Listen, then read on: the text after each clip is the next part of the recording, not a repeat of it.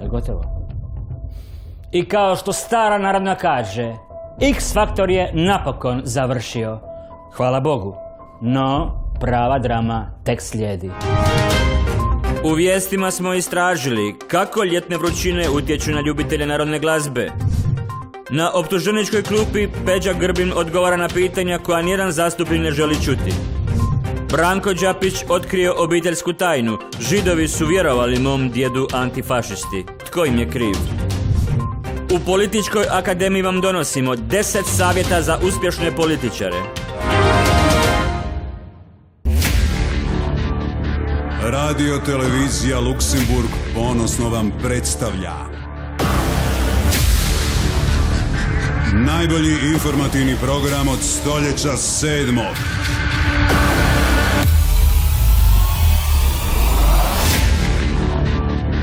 Pripremite se za News Bar.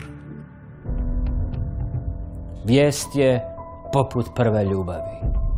Dobra je ako ju zaštite prvi, no loša je ako je poginulo puno ljudi. Stoga budite mi prvi i pogledajte vijesti.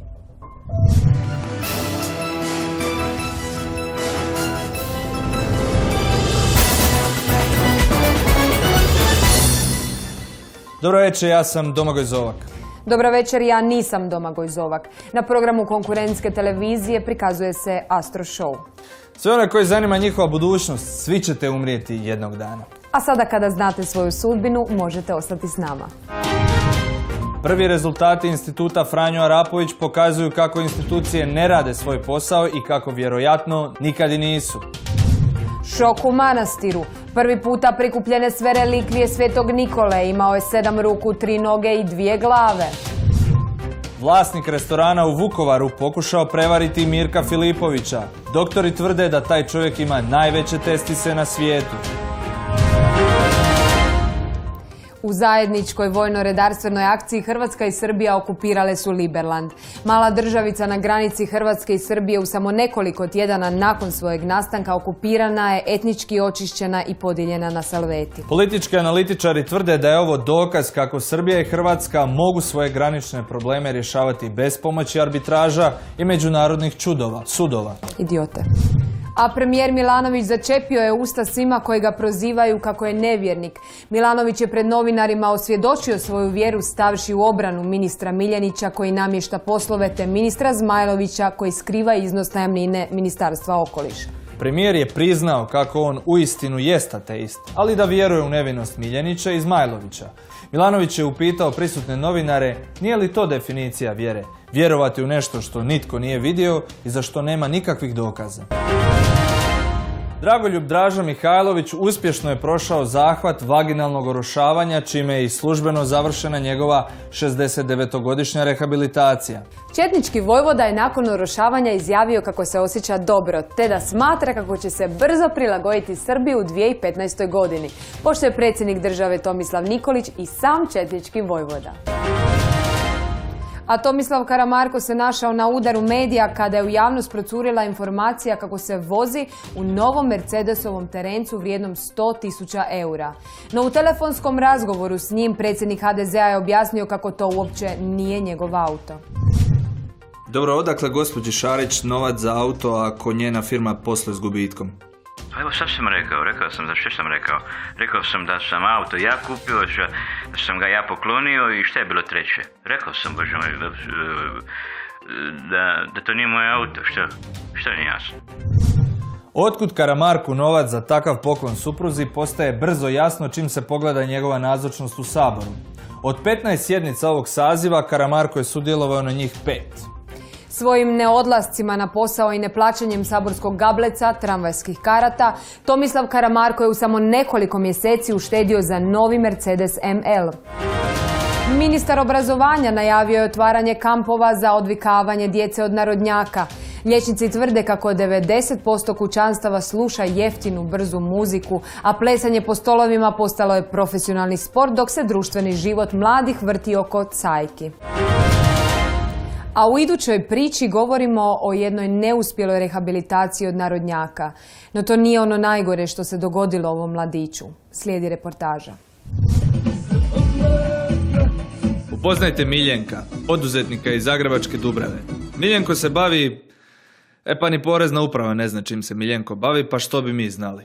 Ili ne daj Bože ispitivali. Miljenko nam se obratio sa 37 prijetećih mailova s molbom da se pozabavimo njegovim problemom koji svako ljeto počinje iznova. Mrzim ljeto, jebi ga. Da se znao da će biti ovako sranje, kupio bi kabrio. Naime, s dolaskom ljetnih temperatura pred Miljenka se postavlja vraška dilema. Ukoliko zatvori prozore, može uživati u hladnom zraku klimatizacijskog uređaja, ali tada nitko na ulici neće čuti fenomenalnu glazbu u kojoj on uživa. S druge strane, ukoliko otvori prozor, svi će čuti zvuk njegovog vrhunskog ozvučenja, ali će se on tada preznojiti. I kako ću ja nju privući ako ona ne može čuti ovu milinu? Kako? Miljenko tvrdi kako zbog ovog problema pati njegov seksualni život. Uz ovakav automobil i kvalitetnu antiglobalističku glazbenu numeru, bilo je dovoljno stati na semaforu i djevojke bi mu same uskakale kroz prozor, a on bi ih nagradio tantričkim seksom, tvrdi Miljenko. Ovim putem apeliramo na sve djevojke dobrog srca i loše glazbenog ukusa da pripaze na cesti, jer najbolji frajeri se ponekad samo vide, a ne čuju. A večeras je s nama član žirija X Faktora koji nije Joksimović, nije Huljić, nije Masimo, već je Kovač. Dobro večer, kako ste? Drago nam je da ste s nama večeras, a X Faktor je jedan od najpopularnijih glazbenih formata. Kako se vi slažete sa ostatkom žirija? A mislim, Huljić je, kakav je, on je pogura od Džibonija. On misli da će biti pobjednik. A Joksimović? Ko je taj? Ovo je što sjedi lijevo do vas. Pa ja njega ne znam, jer on pija Cesaricu. Oliver on pija Cesaricu. Bija je u prvom krugu i mali Oliver i on nije uspio proći. I onda se prijavio, a kolo se reće i ostamo je ispao. Svaćaš? A evo dajte nam ekskluzivu samo za emisiju. Tko je vaš favorit? Stankoviću, a to je Goran Kara.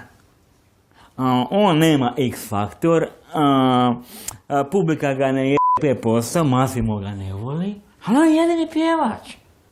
A znamo svi da epizoda X Faktora zna trajati dulje od 8 sati. Kako se vi snalazite u tako napornim snimanjima? I sad, 72. godine na Filmskom festivalu, kad je Meri Cetinić otpevala 7 sati pjesmu Amore, nebo se stapalo sa zemljom. U tom trenutku, Stankoviću, nikakva Masima, nekakvi Huljići, ovi tvoji Joksimovići, nisu dorasli jednoj Zori Kumanći. Evo kolegice, ja bih prebacio na nogomet, izbornik je tu. Da li imate nekakav popis za ovu utakmicu s Italijom? Ja sam za popis Italijom pozva 8 igrača Hajduka. Pa sve domać teren. Dobro, znači vi računate na prednost domaćeg terena, ali poljud mora biti prema odluci UEFA prazan. Ma daj, o čemu ti pričaš, čovječe? Ja sam napunio 25 puta gripe. Sad ti mi da ja napunim poljud. Pa nisam. Ma daj, sve nisi normalan. Dobro, vidit ćemo čija će riječ na kraju biti zadnja, izbornikova ili UEFA-ina. Mi idemo dalje. A sada jedna vijest za tebe, Iva. Ministar zdravlja Siniša Varga najavio je kako će od srpnja na bocama alkoholnih pića biti obavezno isticanje slika beba i upozorenje o neželjenoj trudnoći. Ministarstvo zdravlja odlučilo je da se oznake upozorenja koje postoje na duhanskim proizvodima moraju proširiti na alkoholna pića, kako bi upozorili ljude na najveću potencijalnu štetu do koje dolazi uslijed konzumacije alkohola, a to je neželjena trudnoća. Uz fotografije beba obvezne će biti i različite poruke koje bi trebale odvratiti mlade od opijanja. One će sadržavati znanstvene podatke koji pokazuju vezu između alkoholiziranja i gonoreje, klamidije, HPV-a i šaranih penisa na licu, sramotnih jutara te gubitka samopoštovanja. A sada slijedi reportaža stoljeća. Na njoj je radilo 17 novinara pune 3 godine. Za vrijeme snimanja sahranjeno je više od 6 političara. Bez cenzure, samo za vas. Samo trenutak. Da, mama. Jesam, nahranio sam ribice. Pusti reportažu. Da, sve je u redu. Svibanj je mjesec kada se svi kolektivno vraćamo 75 godina u prošlost. No, ne ko Amerikanci tehnologijom DeLoreana, nego povijesnim raspravama. O fašizmu, antifašizmu, Jasenovcu ili Bleiburgu. No, izgleda kao da više nitko ne zna tko je pobjedio u Drugom svjetskom ratu. Tko je pobjedio u Drugom svjetskom ratu? Antifašisti? Indijanci. Eskimi. Balkanci. Tko je pobjedio u Drugom svjetskom ratu? Njemačka. Sanremo. Indonezija. Robert De Niro. Tomislav Karamarko. Hrvatska pošta. Ananas. Kao što vidite, nitko ne zna odgovor na to pitanje. No mnogi tvrde da se on sakriva u Ustavu Republike Hrvatske. Zato smo došli ovdje u Sabor da razgovaramo sa predsjednikom Odbora za Ustav. Šta u Ustavu stoji? Tko je pobjedio u Drugom svjetskom ratu? U Ustavu jasno stoji da temelji hrvatske državnosti leže u Zemaljskom antifašističkom vijeću narodnog oslobođenja Hrvatske, koje je stajalo nasuprot kvislinškoj tvorevini nezavisnoj državi Hrvatskoj. Da li je to malo uvredljivo reći da smo se mi nastali smo zbog antifašizma? Da nije bilo fašizma, šta, ostali bi doma ljudi? U redu, ali da li to znači da mi u biti imamo fašizam u Ustavu? Ne. Ali u biti antifašizam, kada se dakle čisto tehnički pogleda, to je 67% riječi je fašizam. Dakle, to je fašizam sa prefiksom. Dakle, mi tehnički imamo fašizam u Ustavu. Tehnički da. Dobro, ok, dakle, fašizam je dio Ustava. Da li smo mi možda trebali izgubiti u Drugom svjetskom ratu? Jer, evo, svakad ja ovako gledam s ove perspektive, Njemcima ide bolje nego nama i ne znam, Taljanima realno ide bolje nego nama i Japancima ide puno bolje nego nama. Da li smo mi krivu stranu odabrali u toj pobjedi de facto? Vrlo mi zanimljivo djeluje ta konstrukcija, ali ne mogu se s time složiti. Ajmo igrati jednu igru. Ja vam pročitam opis, a vi pokušajte odgovoriti da li ja mislim o Hrvatskoj ili o Jugoslaviji. Tko slavi dan pobjede, a protjerao je manjinu? Hrvatska ili Jugoslavija? Teško mi je odgovoriti na to pitanje, na koga vi mislite. Ali Jugoslavija nema, pa ona teško može slaviti dan pobjede danas. Dobro, dakle Hrvatska, mislite Hrvatska nastala na zločinu? Dobro. Iskreno sam išao na Jugoslaviju, ali dobro.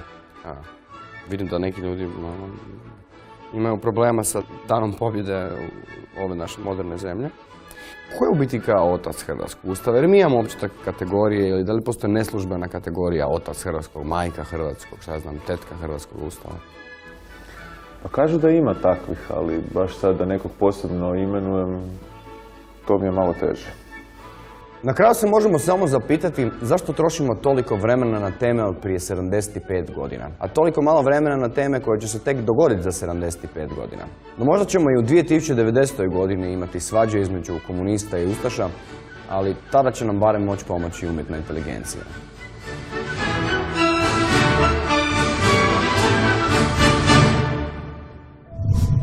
Drugi svjetski rat je toliko grozan da je završio na drugom mjestu od samo 2 svjetska rata. No, ljudi i dan danas o njemu pričaju kao da još uvijek traje. Zašto se neki ljudi kunu drugom Titom, a ne svojom majkom? Tko je za to kriv? Spielberg? Bulajić ili pak Antun Vrdoljak?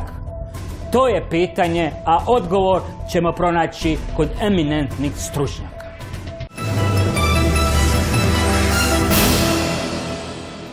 Bauk antifašizma lebdi nad Hrvatskom. Stoga smo u večerašnjem Planetu Hrvatska odlučili ugostiti dvoje eminentnih stručnjaka. Meni i Bogu oca s desna sjedi Branko Đapić, ugledni hrvatski europarlamentarac. Dobro večer. Hvala. I s lijeva katolički svećenik iz Velikog Trgovišća, velečasni David Švarc. Dobro večer. Na vijeke. Dobro, da počnemo s vama, velečasni. Jeste li vi... Ja nisam velečasni. Dobro, zašto nosite taj ovratnik onda? A to ako me policija zaustavi, pa onda ne moram puhat. A vi će mislite da su prošla vremena kad su policajci proganjali svećenike? Da, očito da nisu. Dobro, onda ćemo početi s vama, gospodine Đapiću. Svi kažu da se fašizam vraća na velika vrata u Hrvatsku. Kakav fašizam? Ma kakav fašizam, molim vas? Mi smo 2 svjetlosne godine udaljeni od fašizma. Pa pogledajte samo ove razvijene fašističke zemlje poput Italije, Njemačke, Japana. Šta? U njih je red, rad i disciplina. Šta je kod nas? Šta je kod nas, pitam ja vas? Mi se samo možemo nadati će za 50 godina naši unuci doživjeti fašizam i živjeti u obilju. Ako Bog da. Hoće dat Bog da bude fašizma ovdje. Pa ja imam jednu genijalan citat iz Biblije baš na tu temu povratka u sramnu prošlost. Ezekijel 23:20. Uspaljujući se za razvratnicima kojima muška snaga bješe kao u magarca, a izljev kao u pastuha. Tako se opet vrati sramoti svoje mladosti, kad su joj u Egiptu grudi pritiskali, djevičanske dojke gnječili. Pa mene je moj tata znao uspaljivati s samim Ezekielom. Ja sam poslije toga spavao kao mala beba. Dobro, gospodine Đapiću, kako vi gledate na antifašizam u Hrvatskoj? Pa to ja bih rekao, nazvao bi to nekako, da je to trend, recimo moda nekakva ili to je bunt kod mladih ljudi koji se javljaju zato što su njihovi roditelji fašisti. I onda oni, da se prkose njima, su antifašisti. Mislim, to je jedan ciklus koji se ponavlja već stoljećima, ali ja ne vidim tu nikakvi problem. Da, to je kao neki krug života. Pa Kako vi naravno, gledate, mislim. časni na to? Pa ja mislim da najbolje Sveti Pavle rekao u svojoj poslanici Titu. Tako je, da. Dakle, isto tako opominji mladići da budu uzdržljivi u svemu. Sam sebe pokaži uzorom dobra vladanja. U nauci pokaži cjelovitost, dostojanstvo, zdravu i besprekornu riječ, da se posrami svaki protivnik, jer ne može o nama što zlo reći. Eto vidite, a vi govorite da je Tito bio u partiji, da je dobio ordenja, a bio u Bibliji. Neće Biblija lagat, valjda. Istina. Pogledajmo sada svi zajedno ispovijest mladića koji je proveo rehabilitaciju s jednim fašističkim zločincem.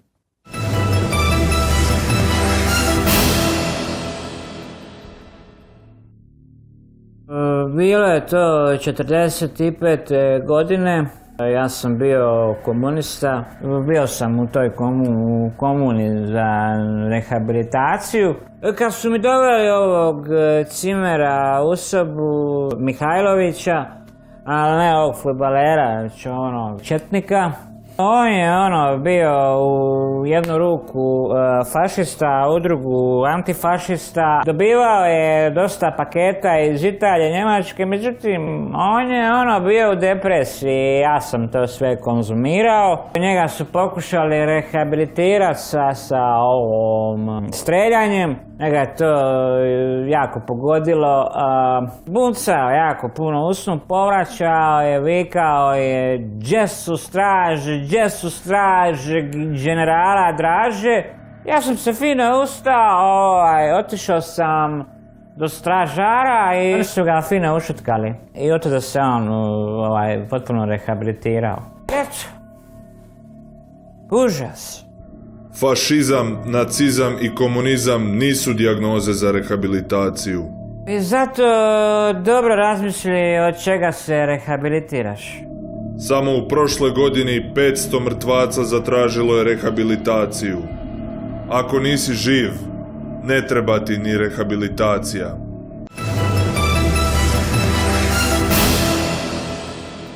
I evo nas nazad nakon ovog iznimno edukativnog videa. Gospodine Đapiću, kako vi gledate na rehabilitaciju Draže Mihajlovića?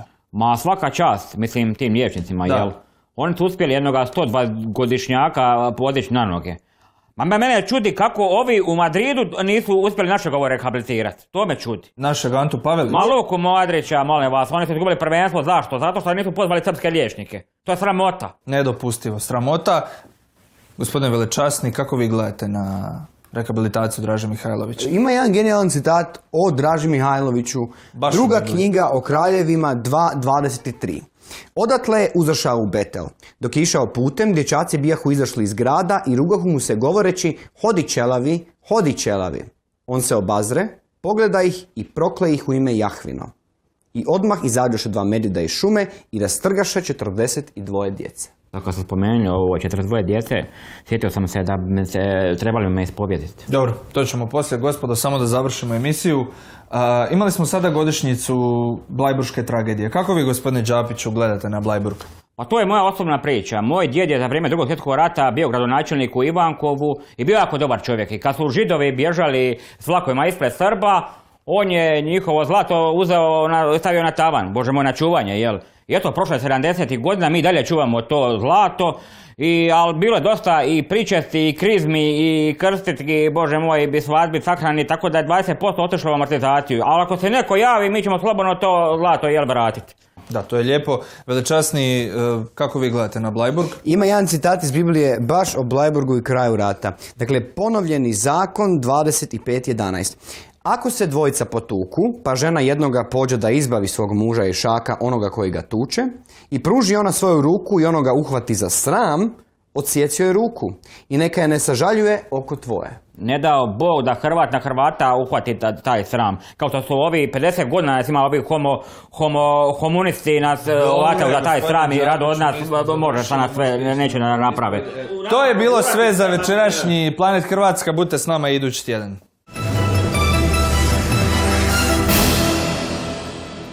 U narodu postoji stav kako svatko može biti političar, no narod je glup.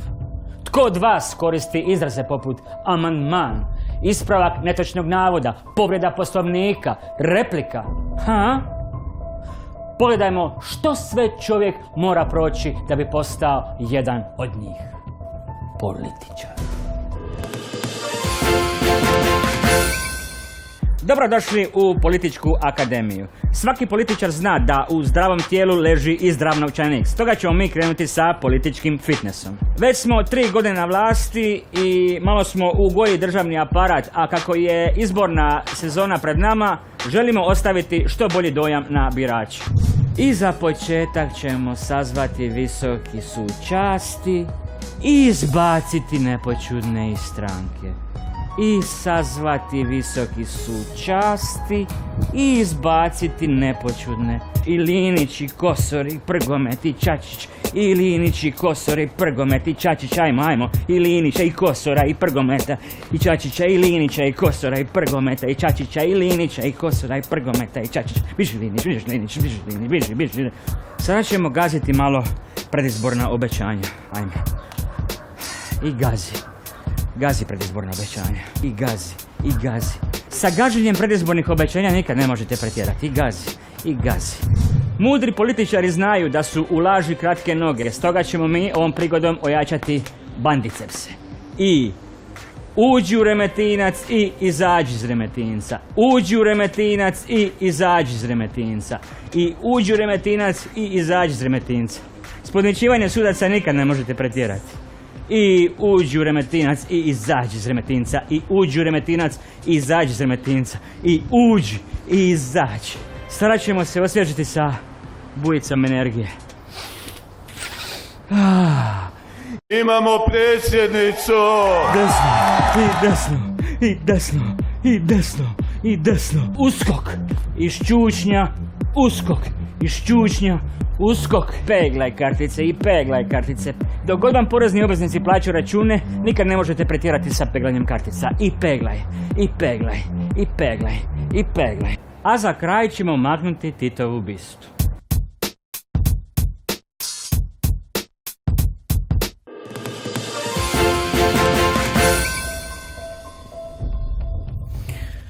Prošla je ponoć i službeno je ponedjeljak, a vi ste još uvijek s nama. Što to znači?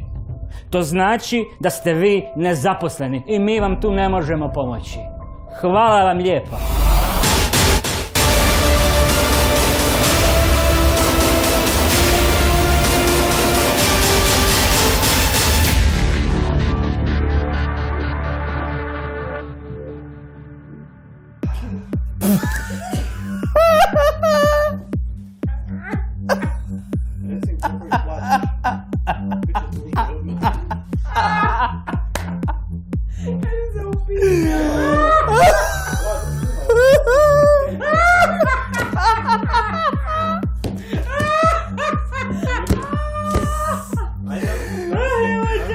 Svi će čuti zvuk njegovog vrhunskog ozvučenja, ali će se on tada preznojiti.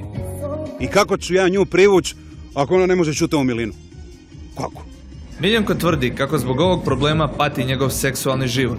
Uz ovakav automobil i kvalitetnu antiglobalističku glazbenu numeru, bilo je dovoljno stati na semaforu i djevojke bi mu same uskakale kroz prozor, a on bi ih nagradio tantričkim seksom, tvrdi Miljenko. Ovim putem apeliramo na sve djevojke dobrog srca i loše glazbenog ukusa da pripaze na cesti, jer najbolji frajeri se ponekad samo vide, a ne čuju. A večeras je s nama član žirija X Faktora koji nije Joksimović, nije Huljić, nije Masimo, već je Kovač. Dobro večer, kako ste? Ma u Drago nam je da ste s nama večeras, a X Factor je jedan od najpopularnijih glazbenih formata. Kako se vi slažete sa ostatkom žirija?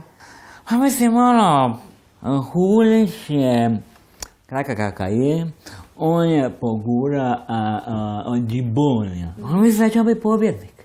A Joksimović? Ko je taj? Ovo je što sjedi lijevo do vas. Pa ja njega ne znam, jer on pjeva Cesaricu.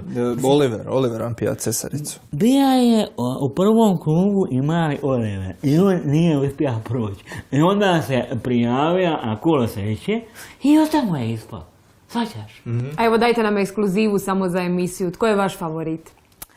Stankoviću, a to je Goran Kara. On nema X faktor, publika ga ne je 5%, Massimo ga ne voli, ali on je jedini pjevač. A znamo svi da epizoda X Faktora zna trajati dulje od 8 sati. Kako se vi snalazite u tako napornim snimanjima? I sad, 72. godine na Filmskom festivalu, kad je Meri Cetinić otpevala 7 sati pjesmu Amore, nebo se stapalo sa zemljom. U tom trenutku, Stankoviću, nikakva Masima, nekakvi Hulići, ovi tvoji Joksimovići, nisu dorasli jednoj Zori Kumanjić.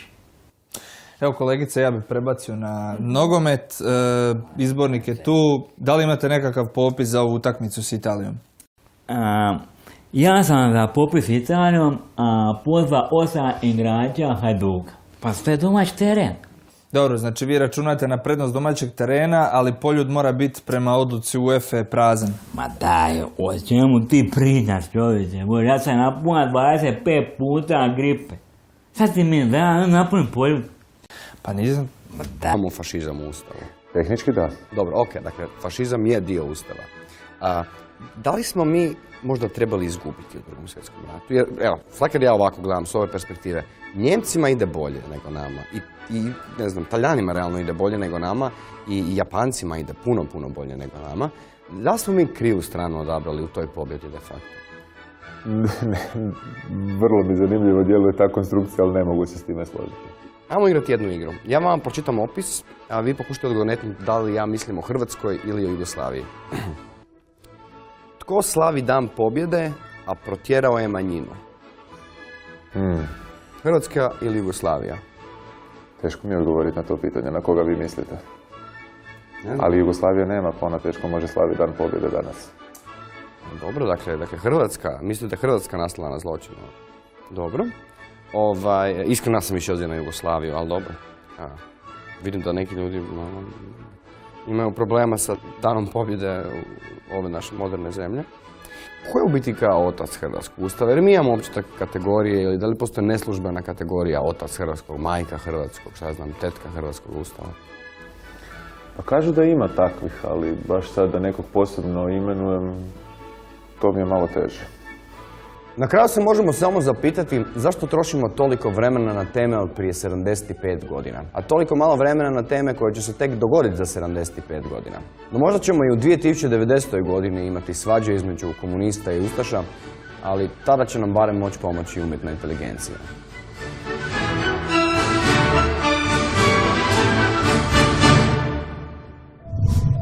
Drugi svjetski rat je toliko grozan da je završio na drugom mjestu od samo 2 svjetska rata.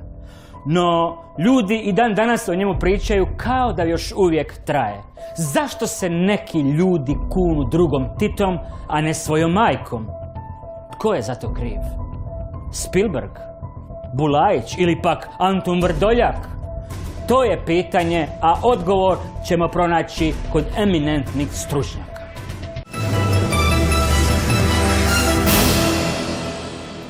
Bauk antifašizma lebdi nad Hrvatskom. Stoga smo u večerašnjem Planetu Hrvatska odlučili ugostiti dvoje eminentnih stručnjaka. Meni i Bogu oca s desna sjedi Branko Đapić, ugledni hrvatski europarlamentarac. Dobro večer. Hvala. I s lijeva katolički svećenik iz Velikog Trgovišća, velečasni David Švarc. Dobro večer. Na rijeke. Dobro, da počnemo s vama, velečasni. Jeste li vi... Ja nisam velečasni. Dobro, zašto nosite taj ovratnik onda? A to ako me policija zaustavi, pa onda ne moram puhat. Petra Zmajlovića koji skriva iznos najamnine Ministarstva okoliša. Premijer je priznao kako on uistinu jest ateist, ali da vjeruje u nevinost Miljenića i Zmajlovića. Milanović je upitao prisutne novinare nije li to definicija vjere, vjerovati u nešto što nitko nije vidio i za što nema nikakvih dokaza. Dragoljub Draža Mihajlović uspješno je prošao zahvat vaginalnog orošavanja, čime je i službeno završena njegova 69-godišnja rehabilitacija. Četnički vojvoda je nakon orošavanja izjavio kako se osjeća dobro, te da smatra kako će se brzo prilagoditi Srbiji u 2015. godini, pošto je predsjednik države Tomislav Nikolić i sam četnički vojvoda. A Tomislav Karamarko se našao na udaru medija kada je u javnost procurila informacija kako se vozi u novom Mercedesovom terencu vrijednom 100.000 eura. No u telefonskom razgovoru s njim predsjednik HDZ-a je objasnio kako to uopće nije njegov auto. Dobro, odakle gospođi Šarić novac za auto ako njena firma posluje s gubitkom? Pa evo sad sam rekao sam, što sam rekao? Rekao sam da sam auto ja kupio, da sam ga ja poklonio i šta je bilo treće? Rekao sam, bože moj, da to nije moj auto, što nije jasno? Otkud Karamarku novac za takav poklon supruzi postaje brzo jasno čim se pogleda njegova nazočnost u Saboru. Od 15 sjednica ovog saziva Karamarko je sudjelovao na njih 5. Svojim neodlascima na posao i neplaćanjem saborskog gableca, tramvajskih karata, Tomislav Karamarko je u samo nekoliko mjeseci uštedio za novi Mercedes ML. Ministar obrazovanja najavio je otvaranje kampova za odvikavanje djece od narodnjaka. Liječnici tvrde kako 90% kućanstava sluša jeftinu, brzu muziku, a plesanje po stolovima postalo je profesionalni sport, dok se društveni život mladih vrti oko cajki. A u idućoj priči govorimo o jednoj neuspjeloj rehabilitaciji od narodnjaka. No to nije ono najgore što se dogodilo ovom mladiću. Slijedi reportaža. Upoznajte Miljenka, poduzetnika iz Zagrebačke Dubrave. Miljenko se bavi... pa ni porezna uprava ne zna čim se Miljenko bavi, pa što bi mi znali. Ili ne daj Bože ispitivali. Miljenko nam se obratio sa 37 prijetećih mailova s molbom da se pozabavimo njegovim problemom koji svako ljeto počinje iznova. Mrzim ljeto, jebi ga. Da se znao da će biti ovako sranje, kupio bi kabrio. Naime, s dolaskom ljetnih temperatura pred Miljenka se postavlja vraška dilema. Ukoliko zatvori prozore, može uživati u hladnom zraku klimatizacijskog uređaja, ali tada nitko na ulici neće čuti fenomenalnu glazbu u kojoj on uživa. S druge strane, ukoliko otvori prozor,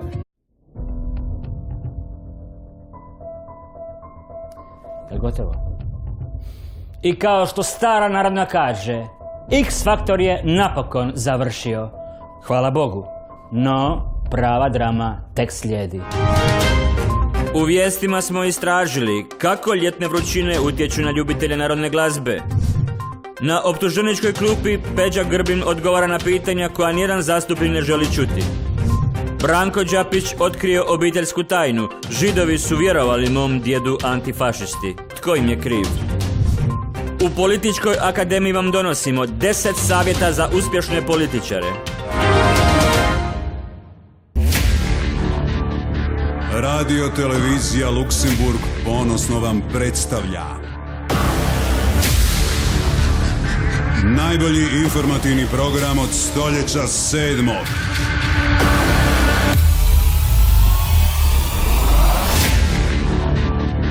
Pripremite se za News Bar. Vijest je poput prve ljubavi. Dobra je ako ju zaštite prvi, no loša je ako je poginulo puno ljudi. Stoga budite mi prvi i pogledajte vijesti.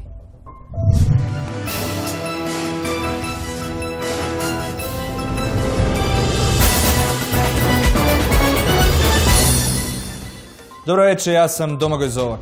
Dobro večer, ja nisam Domagoj Zovak. Na programu konkurentske televizije prikazuje se Astro Show.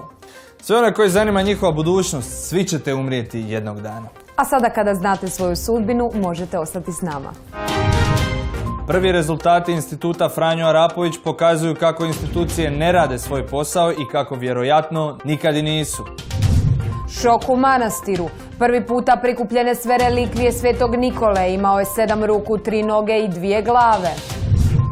Vlasnik restorana u Vukovaru pokušao prevariti Mirka Filipovića. Doktori tvrde da taj čovjek ima najveće testise na svijetu. U zajedničkoj vojno-redarstvenoj akciji Hrvatska i Srbija okupirale su Liberland. Mala državica na granici Hrvatske i Srbije u samo nekoliko tjedana nakon svojeg nastanka okupirana je, etnički očišćena i podijeljena na salveti. Politički analitičari tvrde da je ovo dokaz kako Srbija i Hrvatska mogu svoje granične probleme rješavati bez pomoći arbitraža i međunarodnih sudova. Idiote. A premijer Milanović začepio je usta svima koji ga prozivaju kako je nevjernik. Milanović je pred novinarima osvjedočio svoju vjeru stavši u obranu ministra Miljenića koji namješta poslove te ministra... Dobro, vidit ćemo čija će riječ na kraju biti zadnja, izbornikova ili UEFA-ina. Mi idemo dalje.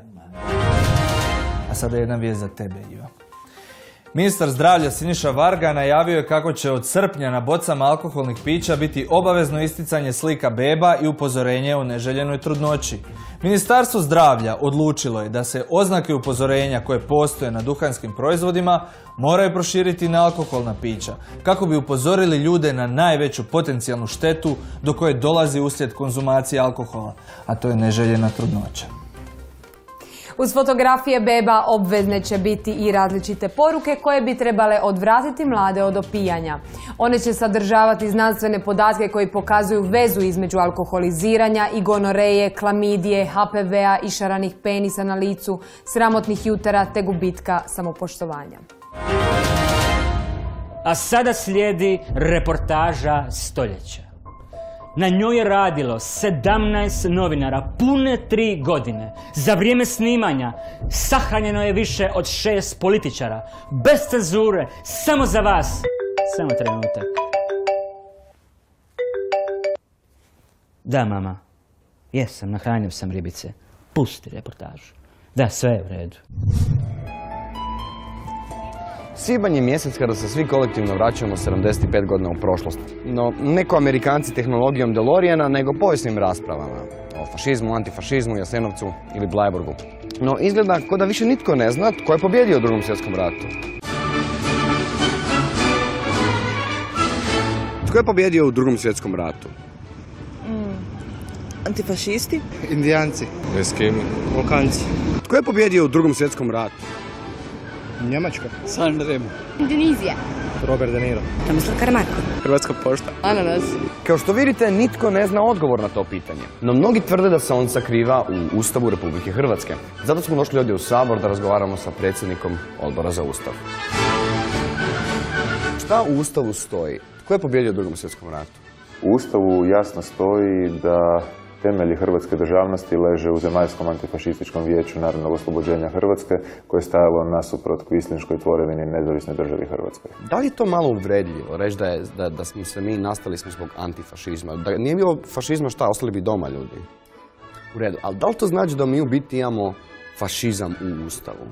Ne. Ali u biti antifašizam, kada se dakle čisto tehnički pogleda, to je 67% riječi je fašizam. Dakle, to je fašizam sa prefiksom. Dakle, mi tehnički imamo